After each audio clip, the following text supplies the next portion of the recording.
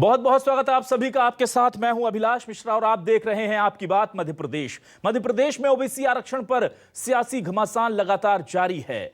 बात प्रदेश के सबसे बड़े वर्ग से जुड़ी है, लिहाजा कांग्रेस हो या बीजेपी, दोनों ओबीसी के साथ दिखने की कोई कसर नहीं छोड़ना चाहते। बीजेपी ने भी अपना पूरा ध्यान इस वर्ग को साधने में लगा दिया है। सदन से सड़क और अब कोर्ट, दोनों ही दल इसे लेकर लगातार कोशिश कर रहे हैं। 27% ओबीसी आरक्षण का मुद्दा कोर्ट में अटका है। वहीं लोकसभा राज्यसभा से भी ओबीसी बिल पास हो चुका है। इसलिए कमलनाथ सरकार में लाए गए 27% आरक्षण के नियम को कांग्रेस भुनाने में जुटी है, तो बीजेपी भी इसे हाथों हाथ से जाने देना नहीं चाहती, क्योंकि उपचुनाव है या अगला विधानसभा चुनाव, हर जगह ओबीसी सबसे बड़ा मास्टर कार्ड, ट्रम्प कार्ड साबित होने जा रहा है। इसी पर करेंगे आज आपकी बात।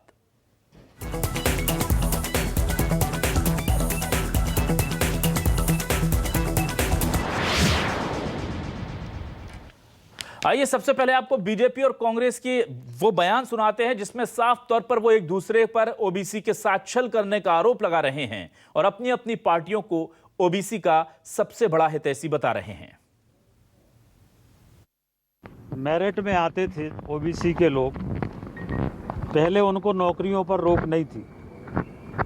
कांग्रेस ने कैबिनेट से निर्णय करके 14% से ऊपर अगर मेरिट में भी ओबीसी के लोग आते हैं तो उनकी नौकरी पर रोक लगा दी।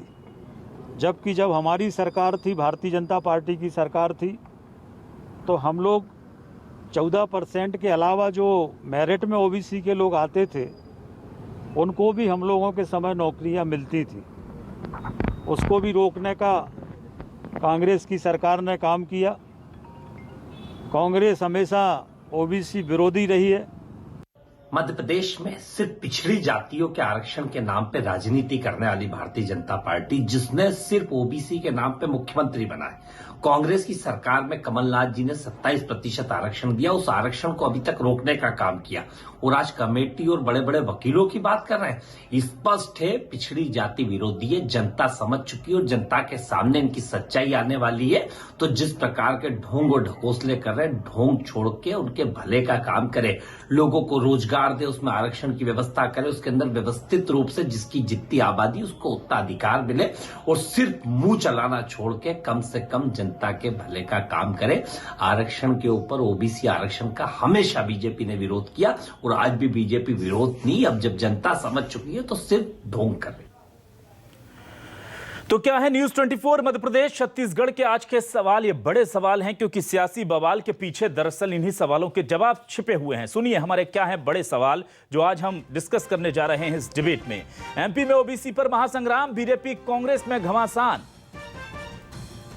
क्रेडिट लेना चाहती हैं क्या दोनों पार्टी?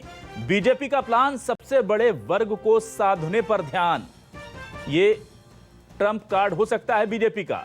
सदन, सड़क और कोर्ट तक बीजेपी कांग्रेस दे रही दस्तक। अब क्रेडिट कौन लेगा? क्योंकि 27% आरक्षण का प्रस्ताव और कानून तो लाई थी कांग्रेस और पूरा कर रही है बीजेपी। मिल गया तुरुप का इक्का, चलेगा सिर्फ ओबीसी का सिक्का। जी हां, जिस तरह से प्रतिनिधित्व है इस पूरे समाज का, उस लिहाज से बीजेपी और कांग्रेस अहमियत समझती हैं और इसीलिए इस पूरे मामले को लेकर वो हमेशा संजीदा दिखने की कोशिश कर रही हैं। अब हम बात करेंगे इस पूरे मसले पर। दो खास मेहमान हमारे साथ जुड़ चुके हैं, हम उनका इंट्रोडक्शन अपने दर्शकों से करा देते हैं। हमारे साथ जेपी धनोपिया, कांग्रेस के वरिष्ठ नेता जुड़ चुके हैं। धनोपिया जी, बहुत स्वागत है आपका न्यूज 24 मध्य प्रदेश छत्तीसगढ़ पर। और हमारे साथ जुड़ चुके हैं दीपक विजयवर्गीय, मुख्य प्रवक्ता बीजेपी से। दीपक जी, आपका भी बहुत बहुत स्वागत न्यूज 24 मध्य प्रदेश छत्तीसगढ़ पर। सबसे पहले मैं जानना चाहूंगा दीपक जी आपसे, जब दीपक जी आप लोग कह रहे हैं कि हम कोर्ट में इसको पूरी तरीके से अपना पक्ष रखेंगे, सब चीजें ठीक होंगी और अगर हमें जरूरत पड़ी तो किसी भी स्तर पर रखेंगे, तो आज फिर सरकार जो है वो एक विधायकों की बैठक करती है, विधायक दल की, और उसको लेकर प्लानिंग कर रही है, तो क्या सदन, सड़क और कोर्ट हर जगह तैयारी पूरी है बीजेपी की?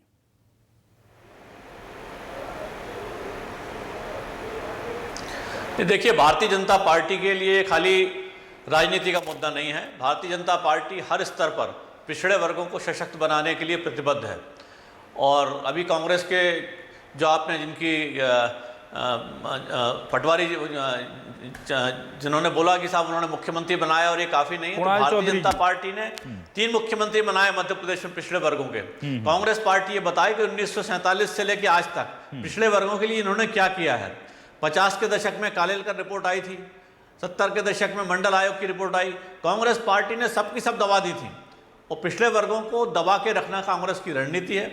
कांग्रेस के विधायक दल में 1980 में शिव भानु सिंह सोलंकी जी को नेता चुना गया, ज्यादा वोट मिले लेकिन उनको मुख्यमंत्री नहीं बनने दिया गया। दीपक जी, फिर ये सवाल सुभाष यादव जी के पक्ष में बहुमत विधायक थे लेकिन उन्हें मुख्यमंत्री नहीं बनने दिया गया। तो कांग्रेस पार्टी पिछड़ों के खिलाफ है। दीपक जी, लेकिन अगर आप ये सवाल करेंगे कि कांग्रेस ने क्या किया, तो दीपक जी, धनोपिया जी सीधे तौर पर पूछते हैं कि 15 सालों में आपने क्यों नहीं कर दिया था 27% आरक्षण। वो सीधे सवाल करते हैं सर, इस तरह का। अभी करेंगे भी, अभी उनका टर्न आएगा तो वो करेंगे कि अगर 70 सालों में कांग्रेस ने कुछ नहीं किया तो 15 साल सत्ता बीजेपी के पास थी, तब क्यों नहीं कर दिया, और 1.5 साल में कांग्रेस ने ये कर दिया, तो अब उसे अमली जामा पहनाकर आप क्रेडिट लेना चाहते हैं।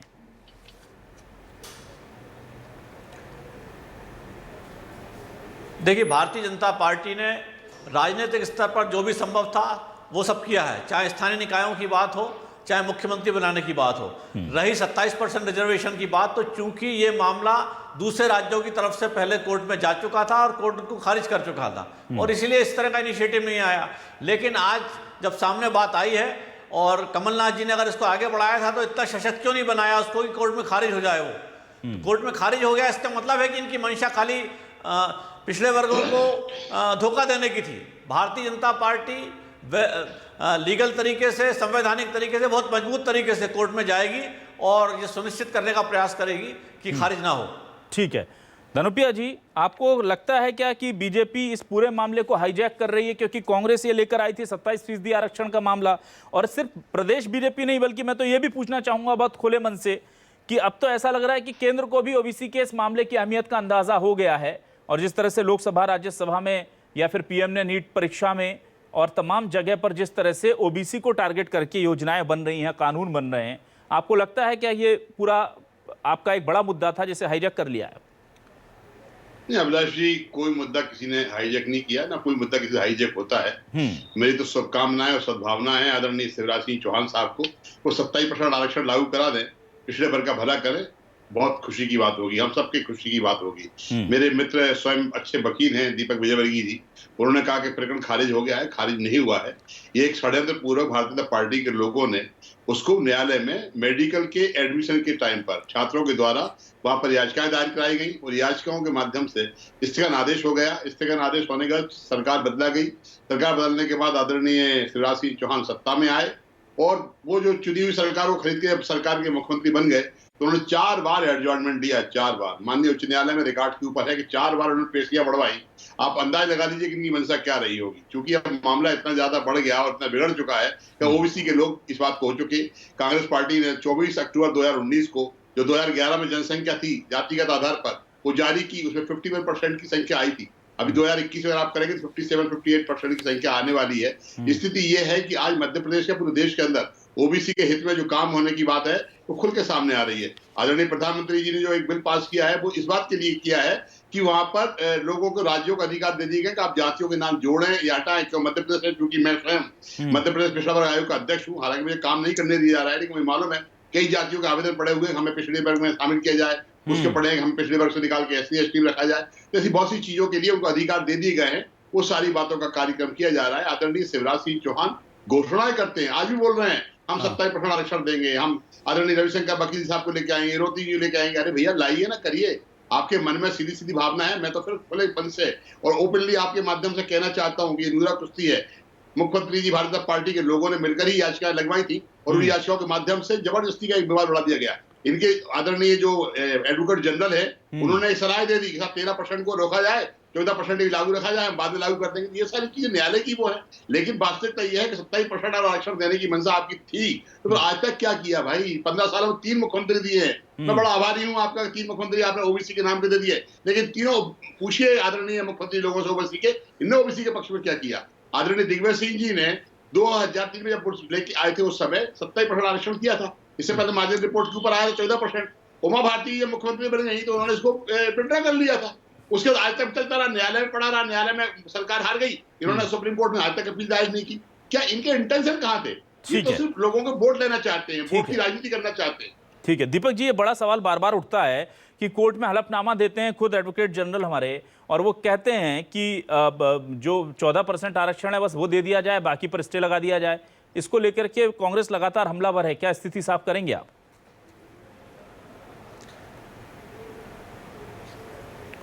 नहीं, देखिए क्या था उसमें कि स्वास्थ्य सेवाओं की जो स्थिति और जो इमरजेंसी है उसको आप समझ रहे हैं।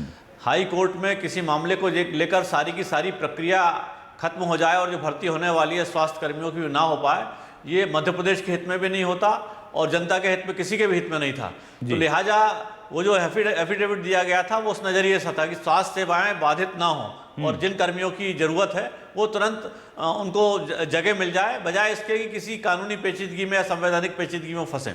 जहाँ तक 27% रिजर्वेशन की बात है, तो मेरा इतना ही आग्रह है कि कांग्रेस पार्टी ये बताए कि पिछले 73 वर्षों में किस राज्य में उन्होंने इतनी पहल की है। कांग्रेस पार्टी हमेशा नोटंकी करती रही है और मध्य प्रदेश में भी कमलनाथ जी ने 27% का जो शगुफा जैसा छोड़ा, वो इसलिए छोड़ा था कि उनको लगता था कि जिस तरह इन्होंने आंध्र प्रदेश में माइनॉरिटी रिजर्वेशन के लिए किया था, मुसलमानों के रिजर्वेशन के लिए किया था, उसी तरह खारिज हो जाएगा और हमारी बात रह जाएगी पॉलिटिकली और ये सब हो जाएगा। लेकिन भारतीय जनता पार्टी इतने हल्के में चीज़ों को जाने देने वाली नहीं है। हम पिछड़े वर्गों को सशक्त बनाने के लिए सारे कदम उठाते हैं और अगर इनको बहुत छोटी बात लगती है कि मुख्यमंत्री बनाना बहुत छोटी बात है, तो मैं समझता हूं कांग्रेस पार्टी को आत्मावलोकन करना चाहिए। जो पार्टी एक परिवार को सारे देश की सत्ता सौंप देना चाहती है तो और वो इस तरह की बातें करे, हास्यास्पद है। हमने जो अपने नेतृत्व को बढ़ाया है, प्रधानमंत्री नरेंद्र मोदी जी वो खुद पिछड़े वर्ग से आते हैं, उसके लिए हमने 40-50 सालों तक लगातार अलग अलग राज्यों में पिछड़े वर्गों को बढ़ाया है, इससे ये स्थिति बनी है। तो सशक्त बनाने के लिए लगातार प्रयासों की जरूरत पड़ती है, नोटंकी की जरूरत नहीं पड़ती। अच्छा ठीक है दीपक जी, एक मैं जानना चाह रहा था कि क्या आपको लगता है कि आबादी के अनुपात में रिजर्वेशन होना चाहिए, और क्या आपको यह भी लगता है कि आबादी के अनुपात में रिजर्वेशन होना चाहिए, और अगर इसके लिए 50% से ज्यादा की जो एक नैतिक सीमा या हम कह सकते हैं कानूनी सीमा, हालांकि वो कानूनी तो नहीं रही अब, लेकिन एक जो सीमा कोर्ट ने तय की है उसे अगर क्रॉस करना पड़े उस लक्ष्मण रेखा को, तो कोई गुरेज नहीं होना चाहिए?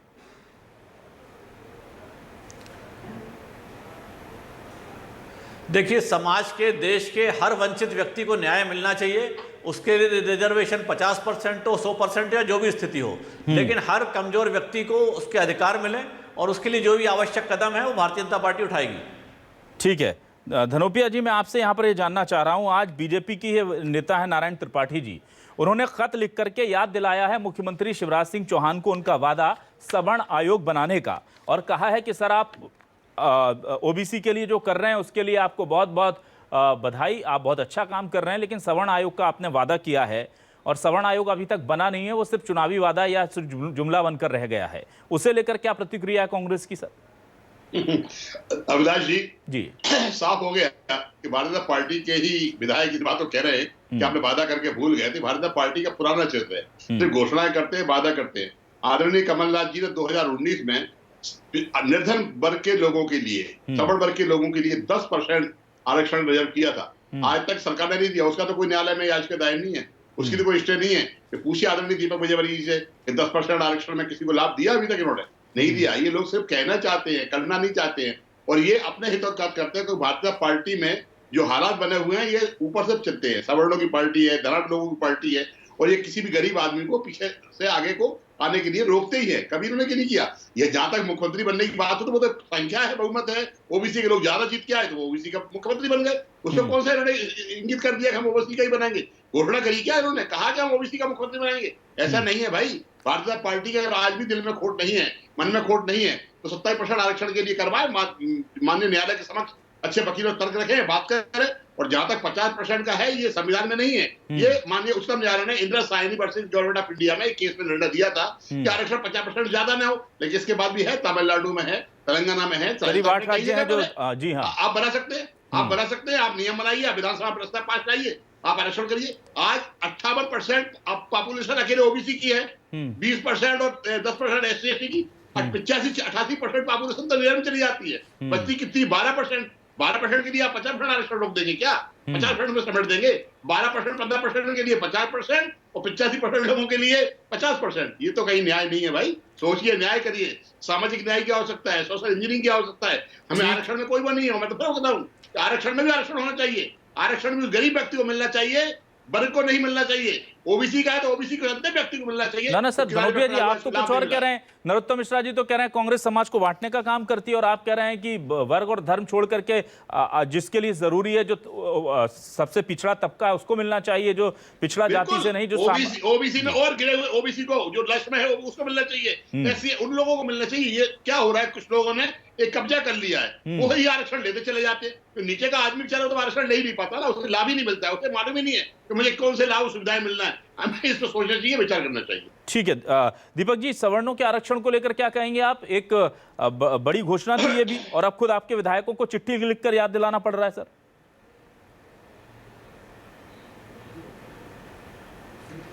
नहीं, सवर्णों के आरक्षण की कोई बात नहीं है, लेकिन जो भी समाज के वंचित वर्ग हैं वो वंचित ना रहें, उसके लिए आयोग बनाने की बात है। तो समय पर बनेगा, लेकिन हर सरकार की प्राथमिकता होती है जो वर्ग सदियों से पिछड़े हैं उनके लिए, उनके अधिकारों के लिए काम करना सबसे ज़्यादा जरूरी है।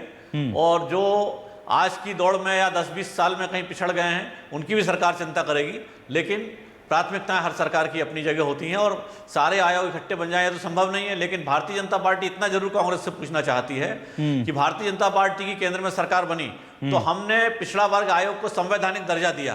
कांग्रेस पार्टी ने 70 सालों में ऐसी पहल क्यों नहीं की? जबकि अनुसूचित जाति के लिए आयोग बनाया, अनुसूचित जनजाति के लिए ही बनाया, तो पिछड़े वर्गों को रोकने के लिए कांग्रेस पार्टी ने कोशिश क्यों की?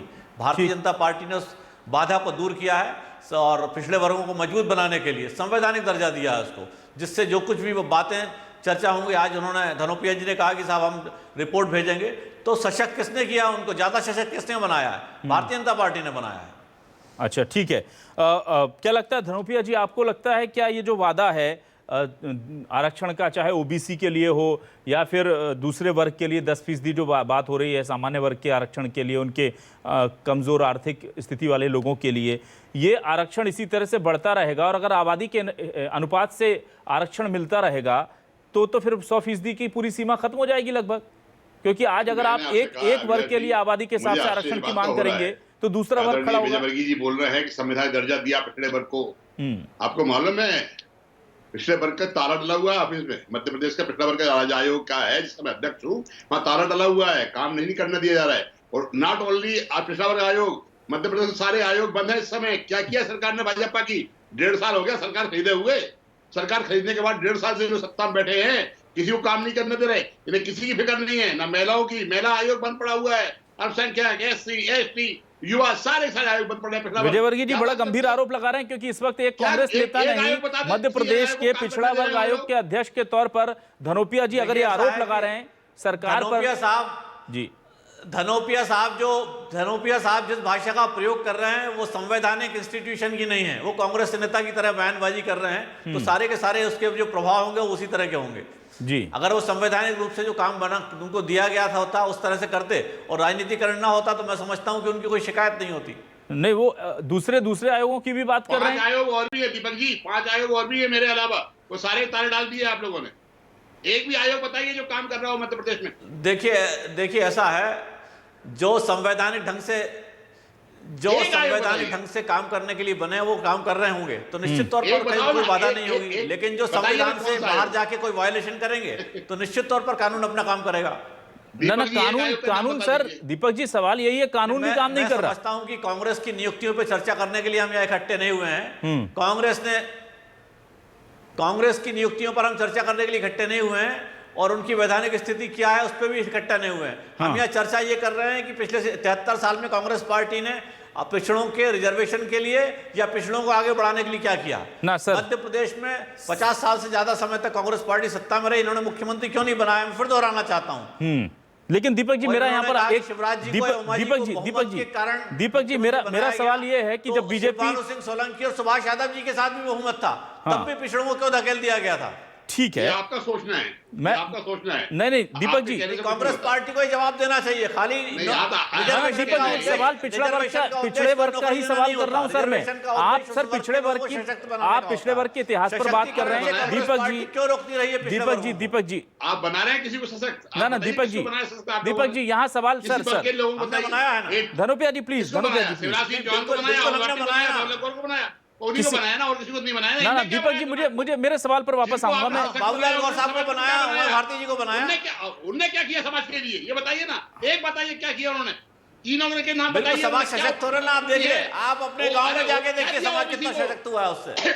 ओबीसी को क्या दिया? गांव में देखे तो शहर में देखे, सब बैठे हुए हैं, कहीं कुछ नहीं दिया आप लोगों ने, सिर्फ लोगों को झुंझुना पकड़ाया, गुमराह किया है। आप एक मिनट धनुपिया जी प्लीज, धनुपिया जी प्लीज। आप ओबीसी की आर्थिक स्थिति देखिए, आप भोपाल में बैठे बैठे कुछ नहीं कर सकते, गांव में जाके सर दीपक जी आप उसी बिंदु पर आए। धनुपिया जी एक महत्वपूर्ण बात करना चाहूंगा सर प्लीज। गांव में जाके देखना ना 1 to 1 नहीं सर प्लीज, मैं महत्वपूर्ण। दीपक जी आप खुद वकील हैं, धनुपिया जी बड़े वरिष्ठ वकील हैं। दीपक जी आप वरिष्ठ वकील हैं, धनुपिया जी वरिष्ठ वकील हैं, बहुत अच्छे प्रवक्ता हैं दोनों। लेकिन मैं ये जानना चाह रहा हूं, क्योंकि जिस बिंदु पर आपने दो बिंदु, एक तो आपने कहा कि हम इस पर बात करने नहीं बैठे हैं, देखिए मध्य प्रदेश की बात करने बैठे हैं, ओबीसी की बात करने बैठे हैं, ओबीसी आयोग के अध्यक्ष के बारे में भी बात करना कहीं मुझे नहीं लगता कि कोई गैर मुनासिब है। आपको अगर लगता है ये काम ठीक नहीं कर रहे तो उनको हटा के किसी और को लाइए सर। ऐसे कितना टाइम निकल जाएगा? क्यों नहीं बनाया आपने?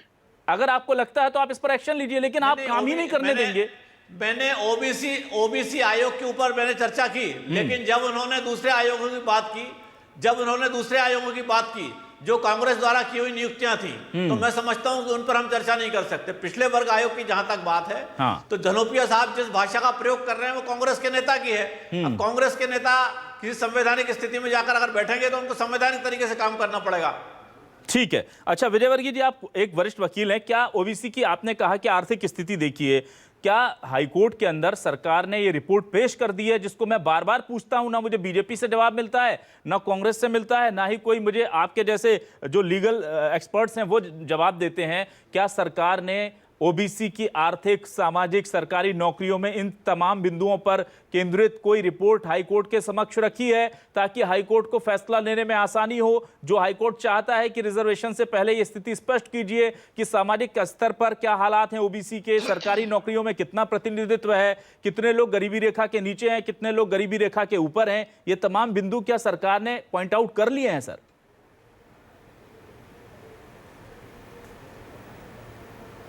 ये सारी बातें मैं समझता हूं कि अब आगे जब कोर्ट में आगे बात बढ़ेगी तो सरकार रखेगी। सरकार आज जैसे हमारी बैठक हुई है, जो कदम रह गए हैं पिछले 70-75 सालों में, जो कदम नहीं उठाए गए हैं, ऐसे कदम उठाने की जरूरत अगर होगी तो भाजपा उठाएगी। धनोपिया जी, ये कहा जाता है बार बार कि कांग्रेस ने अच्छे से वहां पर पैरवी नहीं की थी, इसीलिए ये पूरा मामला जो है स्टे में चला गया। हालांकि बीजेपी भी कोशिश लगातार कर रही है, लेकिन वो भी अभी बहुत सफलता नहीं पा पाई है। अब शायद लग रहा है कि बीजेपी को एहसास हो रहा होगा कि इतना आसान है नहीं जितना बताया जा रहा है, उसके लिए बहुत ज्यादा होमवर्क करने की जरूरत है। लेकिन फिर भी कांग्रेस ने वहां पर उस वक्त एक भी सुनवाई में अपने एडवोकेट जनरल को नहीं भेजा था। यह बड़ा आरोप लगता है, क्या वजह थी सर इसकी? देखिए अभिलाष जी, मैं बहुत खुले रूप से, सार्वजनिक रूप से स्वीकार करता हूं, जब माननीय उच्च न्यायालय में याचिका प्रस्तुत हुई तो एडवोकेट जनरल तो मुख्यमंत्री के साथ बदला जाते हैं, लेकिन पैनल नहीं बदलाई जाती है। पूरी पैनल भारतीय जनता पार्टी के कार्यकाल की ही चल रही थी। उनमें आदरणीय को द्विवेदी जी थे या क्या नाम था उनका, वो वहां पर न्यायालय में उपस्थित हुए, क्योंकि काम का बंटवारा रहता है, कौन सा काम कौन देखेगा, कौन सी न्यायालय का देख। उन्होंने कहा हाँ साहब जवाब के लिए हमें समय दे दीजिए। माननीय न्यायालय ने कहा अगर आपको जवाब के लिए समय चाहिए तो हम तब तक के लिए स्टे कर देते हैं। उन्होंने अपनी मुख सुपुर्दी दे दी, क्योंकि उनके इंटेंशन तो भारतीय जनता पार्टी के पक्ष में थे। सारा का सारा नूरा कुश्ती थी, सारा का सारा प्री प्लान था, सारा एडजस्टमेंट था। जिन लोगों से याचिका दायर कराई गई थी वो कौन लोग थे आप देख लीजिए, सारे भारतीय जनता पार्टी के पदाधिकारियों से जुड़े हुए लोग थे। तो सारा का सारा स्कैंडल कराया गया था, और इस बात के लिए निश्चित रूप से दुर्भाग्य की स्थिति रही कि हम उन लोगों को आइडेंटिफाई नहीं कर पाए, और उन पर भरोसा करने के बाद हम इस बात को नुकसान में रहे। इसके बाद 4 महीने के अंदर हमारी सरकार चली गई। सरकार जाने के बाद आदरणीय मुख्यमंत्री शिवराज सिंह चौहान साहब आए, उन्होंने 4 बार पेशियां बढ़ा के 6 महीने निकाल दिए, फिर कोविड आ गया, और करते करते आज भी स्थिति बनी। अब 1 तारीख को पेशी होने वाली है, आपका निर्णय हो गया, स्टे कन्फर्म हो गया। आज तक आपने नहीं लगाया, आज भी स्पेशल पिटीशन आपने दायर नहीं की माननीय सुप्रीम कोर्ट में कि स्टे को बैक। दीपक जी 4 महीने दिए थे कांग्रेस के पास, 4 महीने थे, उन्होंने वहां कानून बना करके कहना है कि हमने पेश किया, और कोर्ट में ये गड़बड़ जो हुई है ये भी, उसके लिए भी बीजेपी के ही कुछ लोग जिम्मेदार हैं। आप क्या कहेंगे सर?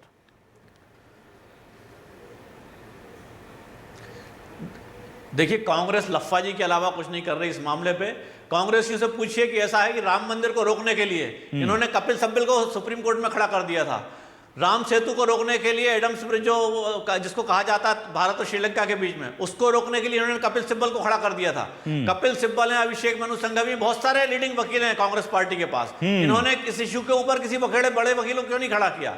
जाहिर तौर पर ये अब पिछड़ों का आरक्षण नहीं चाहते, पिछड़ों का सशक्तिकरण नहीं चाहते हैं और इसीलिए हिलावाला कर रहे हैं। इनसे पूछे ना कपिल सिब्बल को क्यों नहीं खड़ा किया कोर्ट में? आज भी खड़ा कर सकते हैं, इनको किसने रोका है? ठीक है सर, समझ गए। कुल मिलाकर के बीजेपी कह रही है कि राम मंदिर को रोकने के लिए कर सकते हैं और रिजर्वेशन के लिए नहीं कर सकते। कहां आप लोग राम मंदिर का ताला तो हमने खुलवाया था भाई, राजीव गांधी ना अपना पक्ष रखे ना, अगर आपको ना सर प्लीज, राम मंदिर पर अभी डिस्कशन नहीं होगा सर, वक्त इजाजत नहीं दे रहा है सर। लेकिन एक चीज बहुत स्पष्ट है धनोपिया साहब, मेरा इतना ही आग्रह है कि देश की जनता सब जानती है। ठीक है दीपक जी, जानिए आदरणीय राजीव गांधी जी ने 89 में ताले खुलवा के शिलान्यास किया था। ठीक है मंदिर की आज भूमिका जो है, ठीक है सर वक्त कम हो गया। राम मंदिर ओबीसी से चले थे, राम मंदिर तक पहुंचे हैं और दोनों एक दूसरे को कह रहे हैं कि हम परम राम भक्त हैं, कोई कहता है हम परम ओबीसी हितैषी हैं। अब ओबीसी तय करेंगे कि पिछड़ा वर्ग के लिए कौन हिमायत कर रहा है और कौन इस पूरे मामले में सियासत कर रहा है। हालांकि अभी भी ये मामला इतना आसान नहीं है, हम अपने दर्शकों को बता दें, क्योंकि कोर्ट के बहुत सारे पेच हैं, कोर्ट के बहुत सारे सवाल हैं जिनके जवाब देने होंगे। अब बीजेपी इससे लेकर पूरी तरह से संजीदा नजर आती है और खास बात यह है कि हमारे सूत्र बताते हैं कि आला कमान ने भी बिल्कुल स्पष्ट कर दिया है कि ओबीसी का कार्ड ही हमारे लिए ट्रम्प कार्ड होगा आने वाले तमाम चुनावों में। और कांग्रेस भी जानती है कि यह कार्ड अगर बीजेपी चलेगी तो सियासी मुश्किलें बढ़ेंगी, इसलिए कांग्रेस लग गई है इस पूरे मामले पर अपनी तरफ से जंगी मैदान में उतरकर, और बीजेपी कह रही है कि ओबीसी को आरक्षण दिलाकर हम सबसे बड़ा काम करने जा रहे हैं। बहुत बहुत शुक्रिया जेपी धनोपिया जी आपका हमारे इस डिबेट में शामिल होने के लिए। दीपक विजयवर्गीय जी आपका भी बहुत बहुत शुक्रिया हमें वक्त देने के लिए। तमाम दर्शकों का शुक्रिया। आज आपकी बात मध्य प्रदेश में बस इतना ही।